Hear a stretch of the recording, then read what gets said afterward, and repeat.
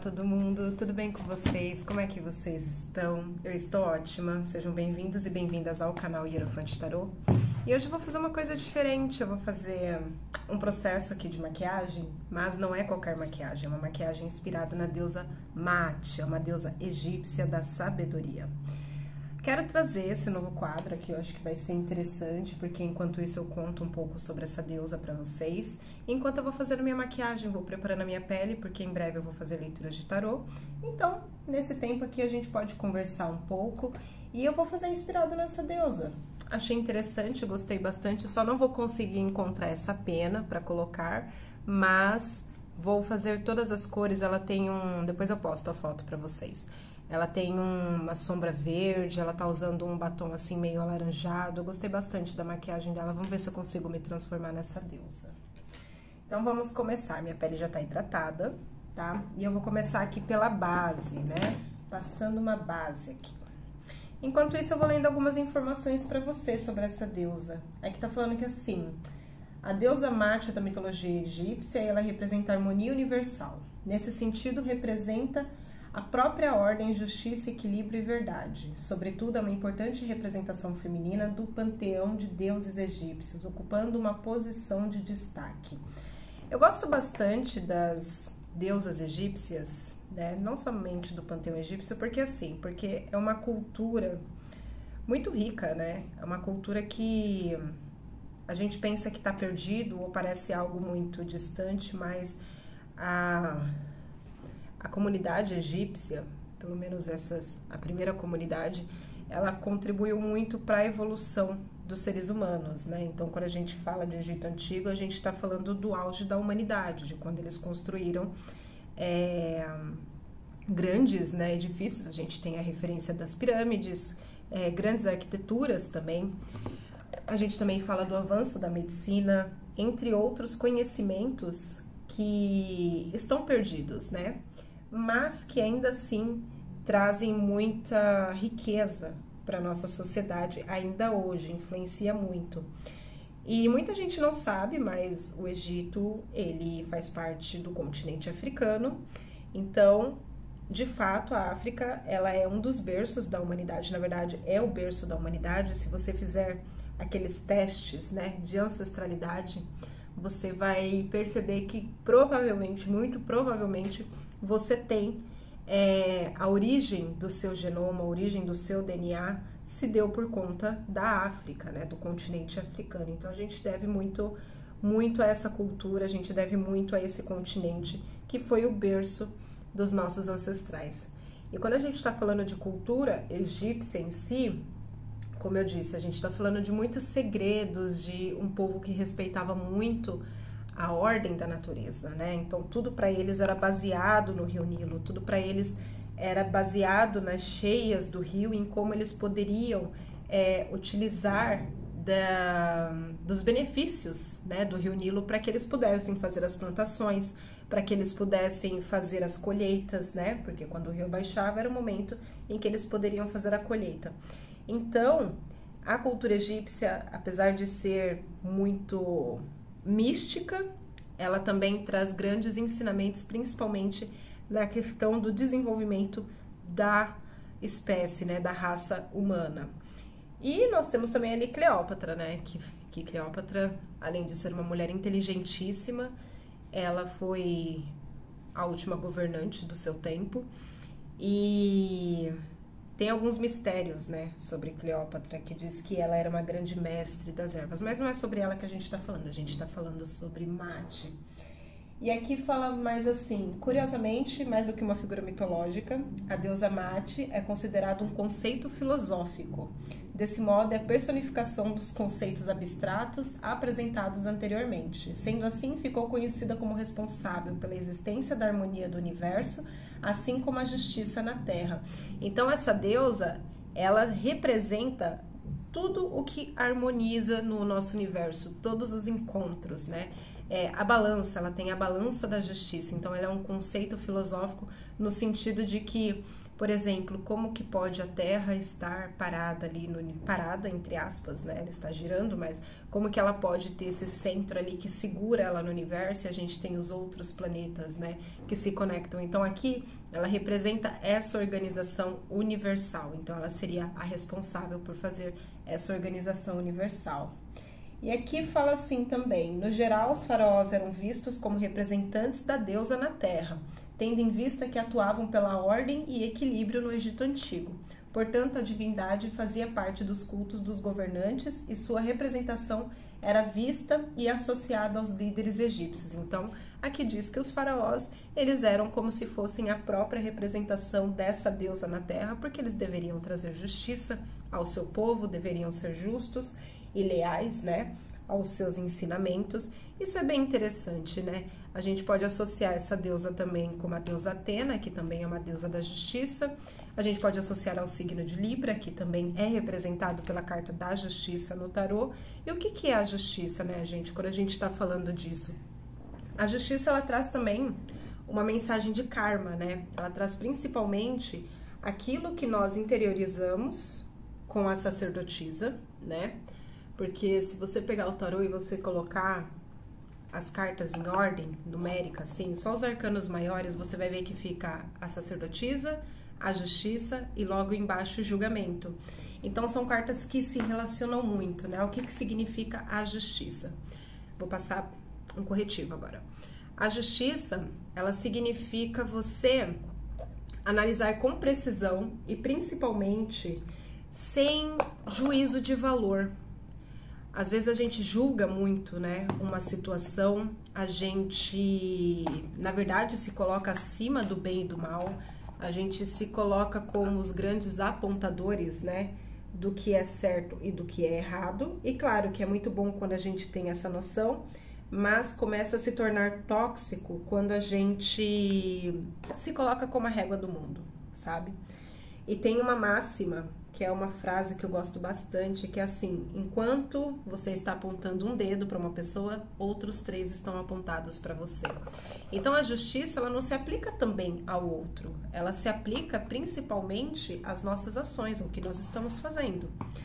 E, né, já que nós estamos falando sobre isso, quando a gente internaliza um raciocínio ou um senso de julgamento, quando a gente internaliza, né, quando a gente está nessa fase da sacerdotisa, no caso, em que a gente está tentando buscar conhecimento dentro de uma situação em que a gente precisa liberar um veredito, por exemplo, aí que a justiça vai atuar. Então, primeiro é assim: internaliza uma informação, você está passando ali por um processo difícil dentro da família ou dentro do seu trabalho, você vai usar o arcano da sacerdotisa, você vai internalizar isso dentro de você e depois você vai trazer as suas conclusões. A justiça é aquela que dá a sentença, né? E o julgamento vai ser de acordo com o que cada um causou dentro dessa situação. É muito interessante, e se a gente usar isso com bastante racionalidade, sem esse juízo de valor, né, de me afetou, ai, me fez mal, ai, eu tô chorando por conta disso, né? Porque ali a gente já tá envolvendo as emoções. E tanto a sacerdotisa quanto a justiça, ela não usa as emoções para definir. Por isso que às vezes a gente se questiona muito sobre como que são feitos julgamentos, né? Os juízes, eles não podem simplesmente deixar-se levar pela emoção. Ele tem que entender todo o contexto do que levou, né, a pessoa a fazer aquilo, e ele vai dar uma sentença baseado nas leis que estão vigentes, né? E a gente também tem que aprender a usar isso no nosso cotidiano. A gente também tem que aprender a não se levar tanto pelas emoções, não ser tão passionais nos nossos julgamentos, porque isso pode acabar nos fazendo ter, como que eu posso dizer?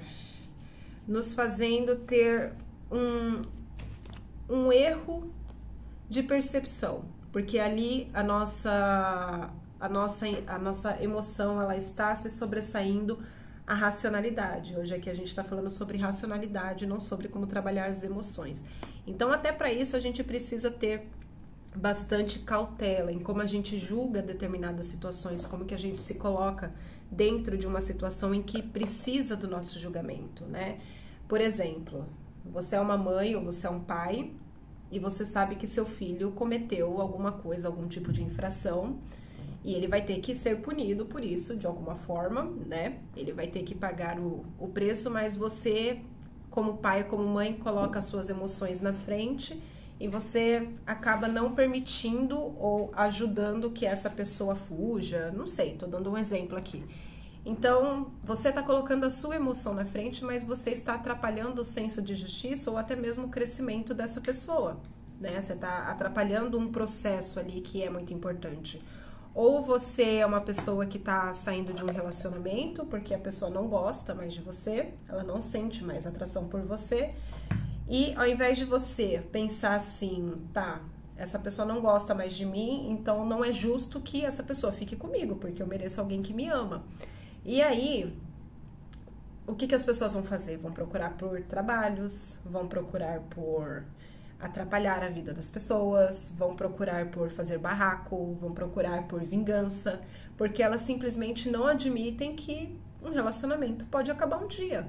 Então, ali você não está usando o senso de justiça, você não está pensando racionalmente, né? Ainda mais quando a gente está falando de questões do coração. Isso, de fato, pode atrapalhar bastante. Vamos ver o que mais que ela tem para falar aqui.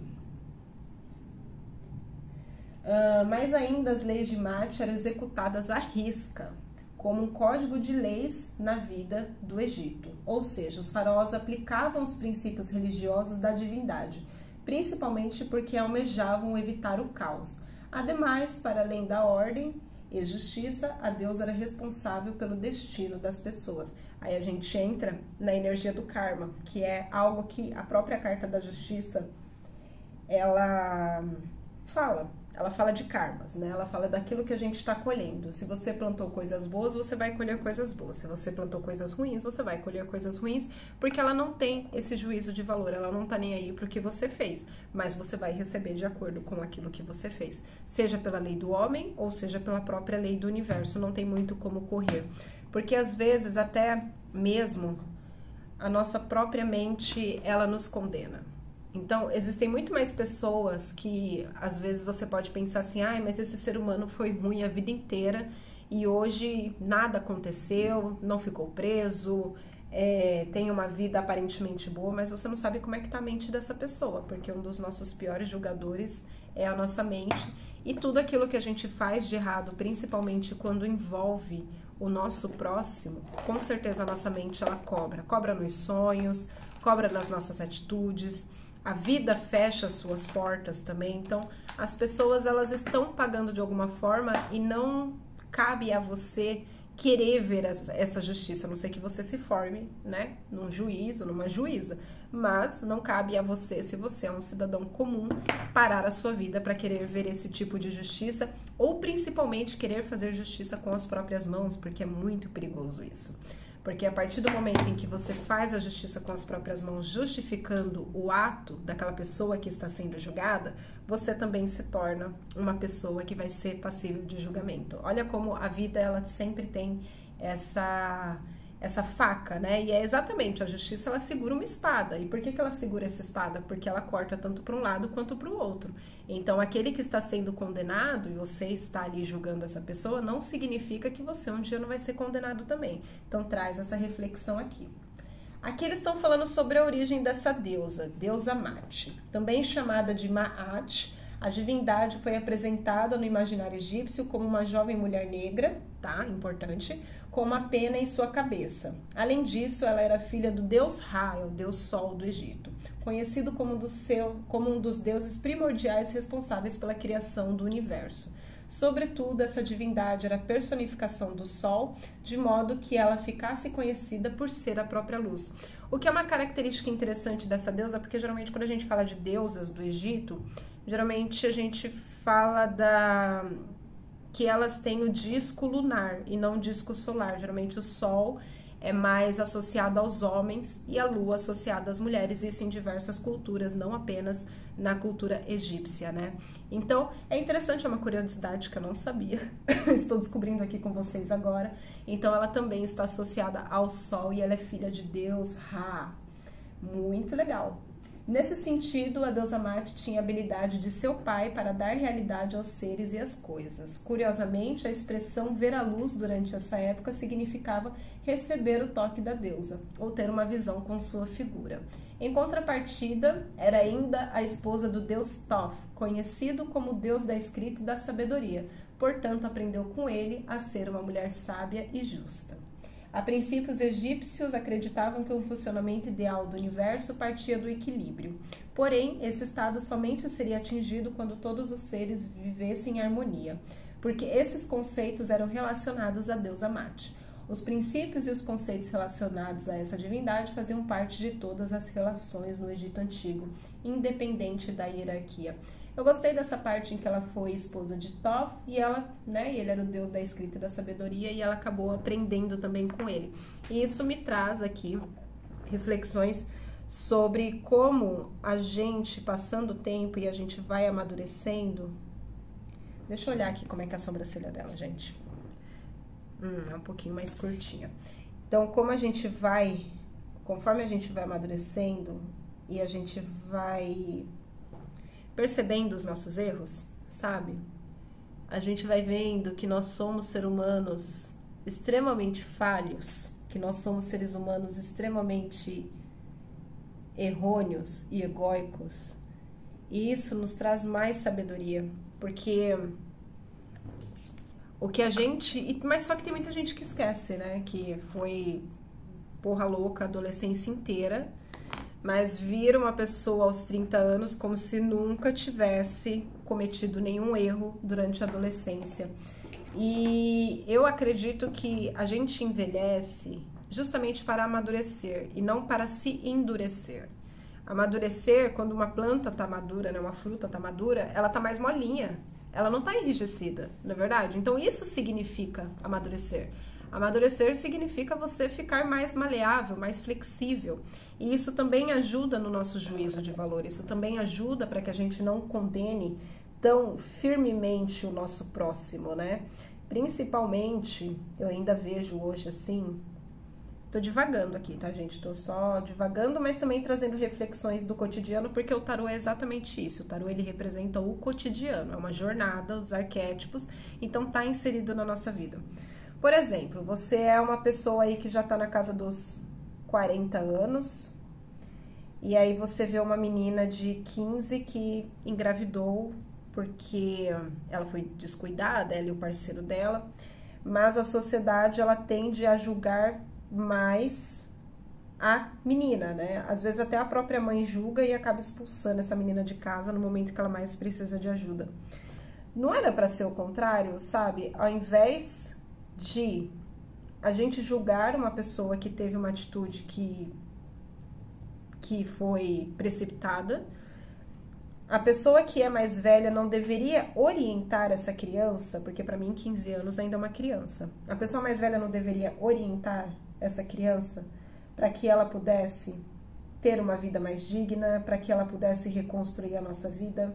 Mas o que essa criança encontra no meio do caminho? Ela encontra julgamentos, ela encontra pessoas que fecham as portas para ela, ela encontra pessoas que acabam julgando de forma totalmente descabida essa pessoa, e esse julgamento não vem dos jovens, esse julgamento vem principalmente de pessoas mais velhas, de pessoas que são maduras, mas que estão enrijecidas, não estão maduras e maleáveis, né?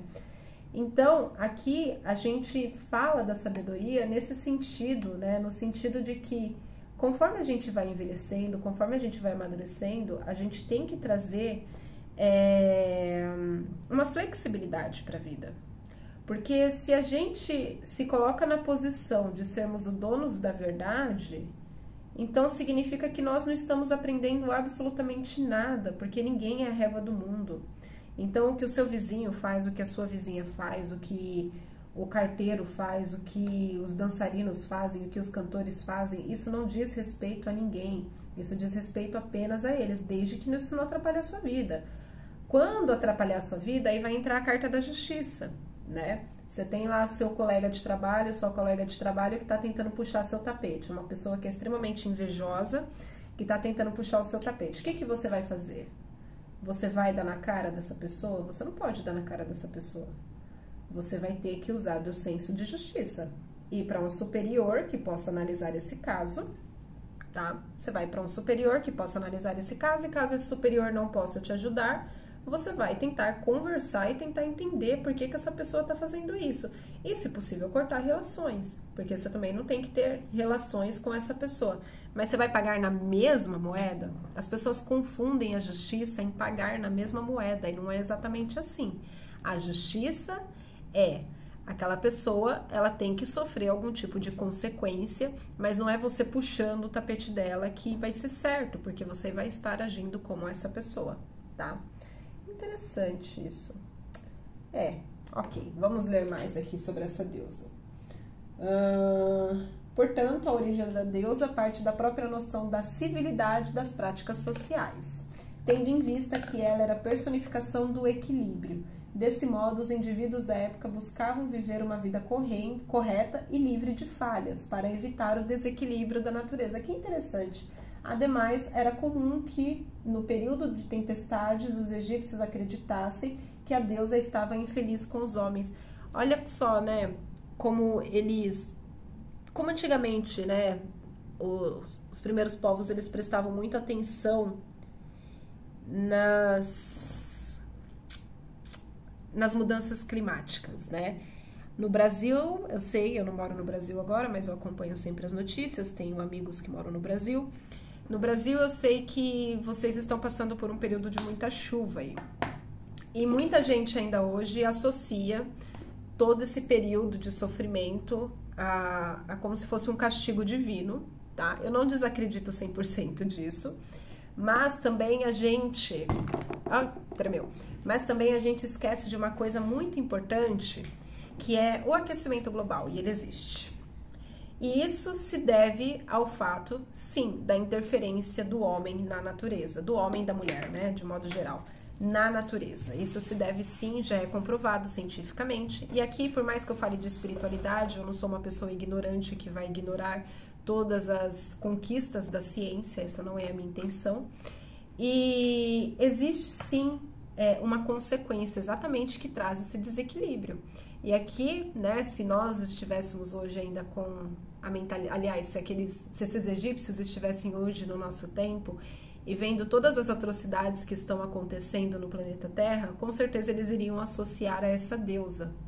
Deixa eu ver a cor aqui, parece um verde com cinza. Vou passar o verde primeiro. Com certeza eles iriam associar com essa deusa, falando, olha, a deusa está infeliz, então agora eu acho que a gente tem que reequilibrar. Então existe aqui um cuidado maior em tentar entender no que nós estamos errando, né? Então eu trago essa reflexão para vocês, né? Se o nosso planeta, se o Brasil, se vários lugares do mundo estão passando por questões climáticas, aonde que a gente está errando? Aonde que a gente está maltratando a nossa natureza ao ponto dela estar reagindo tão ferozmente? Alguns dizem, né, existem muitas teorias, alguns dizem que é um ciclo natural do planeta Terra. E eu concordo também que pode ser um ciclo natural do nosso planeta. O planeta já nasceu e morreu inúmeras vezes, né? Bem antes, pode ser que tenham existido outras civilizações antes da gente também. A gente não sabe, a gente não tem registro, pode acontecer. Mas só pelo fato da gente achar que isso é um ciclo natural do planeta, então significa que a gente tem que simplesmente abandonar o barco e não cuidar da nossa casa, e principalmente para as futuras gerações? Significa que a gente tem que simplesmente usar o que... Eu já ouvi pessoas falando assim, eu tô aqui só pegando emprestado, não tenho obrigação nenhuma, porque nada do que tem aqui é meu. E é muito triste esse tipo de pensamento, assim. Ao mesmo tempo que a pessoa é desapegada, ela também... ela tá validando uma irresponsabilidade dela de acordo com o coletivo. Então, se a gente traz esse ensinamento, né, do povo egípcio, que eles conseguem associar que se tá tendo uma grande tempestade é porque a gente está fazendo algo errado, e mesmo sem as tecnologias, né, eles já eram muito tecnológicos para a época, mas não tinham o avanço que nós temos. Então, assim, mesmo sem todo esse aparato tecnológico, mesmo sem essa consciência de que sim, existe o aquecimento global, de que sim, existe a ação direta do homem dentro dentro do que a gente está vivendo hoje, eles já respeitavam, eles já tinham essa noção de que os deuses não estavam felizes e eles se preocupavam muito com isso, com o que os deuses pensavam, né? O ser humano hoje, ele não tá temente a Deus, na verdade, gente, né? Eu também já fui muito não temente a Deus, eu também já estive nessa condição e apanhei feio da vida, posso dizer que eu apanhei bem feio. E durante muito tempo eu acreditava, e de certa forma eu ainda acredito, tá? Que o ser humano, ele tinha que se desligar no sentido de que Deus vai punir a gente por tudo e só por isso nós temos que ser pessoas boas. Eu acho que são coisas totalmente separadas. Eu acho que nós temos que ser pessoas boas e justas, independente se vai ter um castigo moral ou não, tá? A gente tem que ser pessoas que são civilizadas, porque nós somos seres humanos e a gente já atingiu um nível de consciência que permite a gente a pensar nisso. Então, isso independente de Deus, independente daquele Deus que vai te punir. Porque se você precisa de um Deus externo que vai te punir para que você seja bom, então você só é uma pessoa boa porque você é obrigada a ser bom. E eu nunca gostei desse conceito. Eu acho que a ética, ela tem que vir mais forte do que o medo do inferno, né?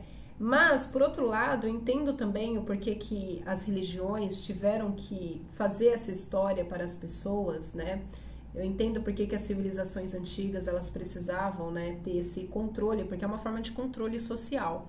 Eu entendo porquê que isso acontecia, porque as pessoas não eram tão desenvolvidas mentalmente, né? Era uma vida mais bruta, era uma vida mais dura. Então, ali, essas pessoas, elas respondiam mais ao instinto. Elas não tinham um uso de uma racionalidade propriamente dita, apesar de serem extremamente inteligentes e capazes e nos trouxeram até aqui. Porque graças aos nossos ancestrais, nós estamos aqui hoje. Então, eu entendo que a igreja, ela fez um papel, né, a religião, né, não vou falar só a igreja, ela fez um papel muito importante nesse controle social. Mas agora a gente está atingindo uma nova era. E essa nova era, ela não combina mais com esse tipo de pensamento, porque é aquilo, como eu falei no início, né, as pessoas não estão mais tão tementes a Deus, elas não estão mais acreditando que Jesus vai voltar, muita gente não acredita, né? Elas não estão mais assim preocupadas com esse efeito da justiça do universo, porque aparentemente nada acontece. Então, se nada acontece, para que eu vou ser um cidadão bom? Eu vou escrotizar mesmo. Esse é o pensamento de muitas pessoas, assim. Eu preciso fazer a justiça com as minhas mãos porque eu não confio que exista uma força maior que possa fazer a justiça por mim. É basicamente isso. E eu acho bem preocupante, na verdade, esse tipo de pensamento, porque isso dá um poder muito grande, mas ao mesmo tempo que pode ser muito destrutivo para o próprio ser humano, sabe? Pode ser um poder muito destrutivo mesmo, pode ser algo que ali a vida e a morte está na mão dessas pessoas que hoje estão perdendo essa referência de que a gente tem que fazer o bem, a gente tem que ser pessoas éticas, a gente não pode fazer mal pro coleguinha simplesmente porque a gente não pode fazer mal pro coleguinha. Não porque Deus vai punir. Deveria ser um ensino básico isso, né? Só que a gente ainda carrega essa herança de um pensamento mais cristão, mais da igreja.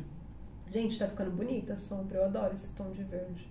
Eu não vou mostrar a marca de maquiagem, essas baboseiras, porque aqui não é um canal de maquiagem, eu só tô me maquiando antes de gravar o vídeo e explicando um pouco mais sobre a justiça, né? Falando aí dos arcanos, explicando pra vocês como que funcionam, tá? Deixa eu ver aqui mais, o que eles estão falando aqui. Símbolos e representações. No geral, a mitologia dessa divindade está associada com o papel desempenhado no tribunal de Osíris. Basicamente, esse evento e local era responsável por definir o destino dos mortos no além-vida. Desse modo, na presença de 42 divindades, o indivíduo era julgado por seus atos em vida para descobrir se teria acesso à vida eterna ou ao castigo. Em primeiro lugar, o maior símbolo da deusa Mate é uma pena de avestruz que carrega em sua cabeça. Sobretudo, essa ave era símbolo da criação e da luz usada por outros deuses primários no processo de criação do universo.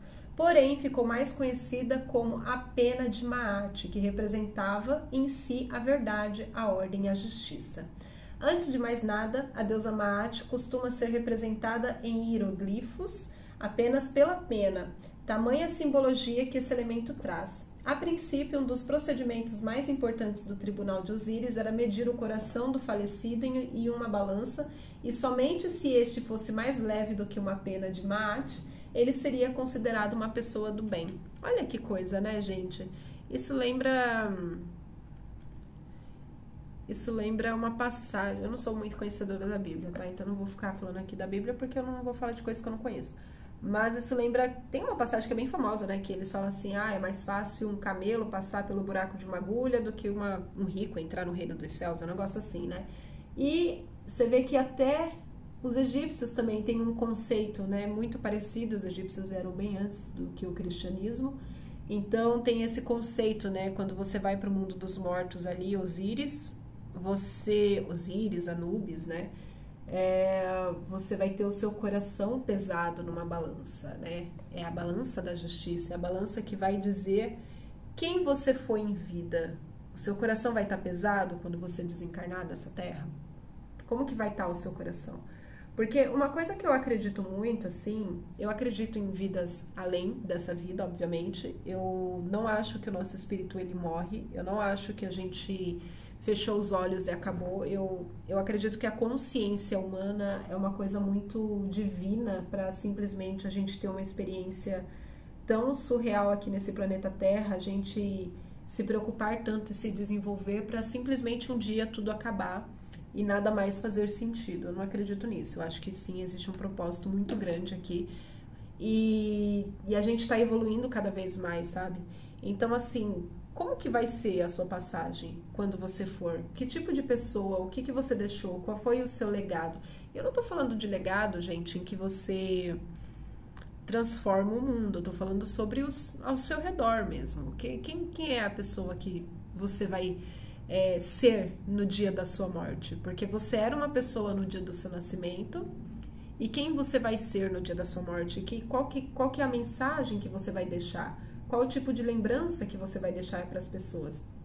Uma lembrança de alguém que era amargurado, de alguém que era julgador, de alguém que era bondoso com os outros? Então, é importante a gente até pensar nisso, até pro dia da nossa morte a gente tem que se planejar. Além disso, porque os deuses como Osíris, Ísis e a própria deusa Maat participavam do evento. O tribunal de Osíris era um momento de grande honra para os egípcios. Desse modo, sabe-se que a morte era tão importante quanto a vida, porque na religião politeísta é uma religião que tem vários deuses, não monoteísta como o cristianismo, né? Apesar que o cristianismo, falar igual a minha professora, é muito engraçada, ela fala assim que o cristianismo é a religião monoteísta mais politeísta que existe, porque a gente tem tanto santo na religião cristã que é como se eles fossem deuses, tá? Então, assim, desse modo, sabe-se que a morte era tão importante quanto a vida, porque na religião politeísta do Egito Antigo se acreditava na vida após a morte. Acima de tudo, os livros dos mortos eram o principal documento que regia essa tradição. Deve ser bem legal esse livro dos mortos, né? Achei interessante. Aqui acabou esse texto. Pode ser que eu leia alguma coisa mais sobre isso, mas eu acredito que aqui a gente já tem uma base sobre quem foi essa deusa Maat. Então é a deusa da sabedoria e da justiça, e também que fazia esse processo aí para as pessoas que desencarnavam, e também estava relacionada